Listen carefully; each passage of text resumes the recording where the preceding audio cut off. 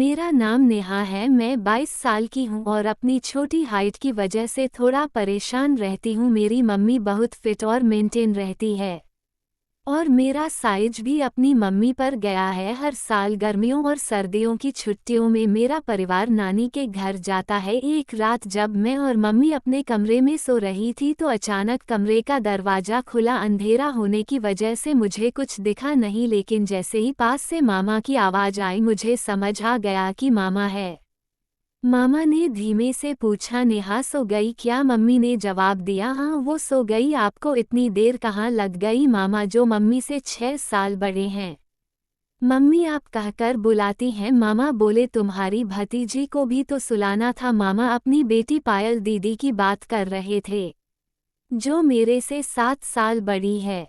मामी के गुजरने के बाद मामा पायल दीदी को बहुत प्यार करते हैं। मम्मी ने हंसकर कहा, हाँ पायल के तो मजे हैं। मम्मी की बात सुनकर मामा हल्के से हंसे और बोले, हाँ पायल तो मेरी राजकुमारी है। लेकिन तुम भी तो कम नहीं पूजा, इतने सालों बाद भी वही बात वही स्टाइल। मम्मी ने हंसते हुए कहा, बस बस अब आपके शुरू हो गए, रात हो रही है।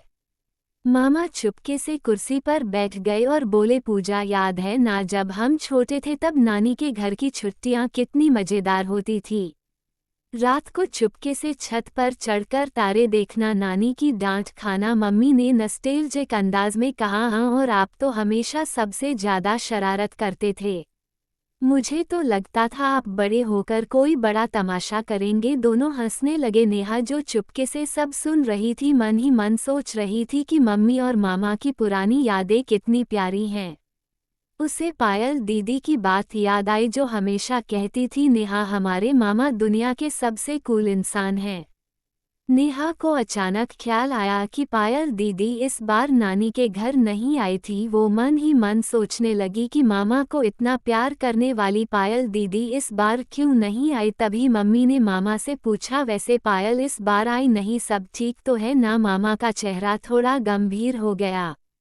उन्होंने धीमे से कहा, हाँ वह थोड़ा बिजी है, उसकी जॉब की ट्रेनिंग चल रही है, लेकिन फ़ोन पर बात होती है। कह रही थी कि अगली बार जरूर आएगी। मम्मी ने समझते हुए कहा, अच्छा ये तो अच्छी बात है, वह अपनी ज़िंदगी में सेटल हो रही है। नेहा को नींद आ रही थी, लेकिन वह सोच रही थी कि अगली सुबह वो मामा से पायल दीदी के बारे में और पूछेगी। कमरे में अब सन्नाटा था, सिर्फ मामा और मम्मी की धीमी धीमी बातें गूंज रही थी।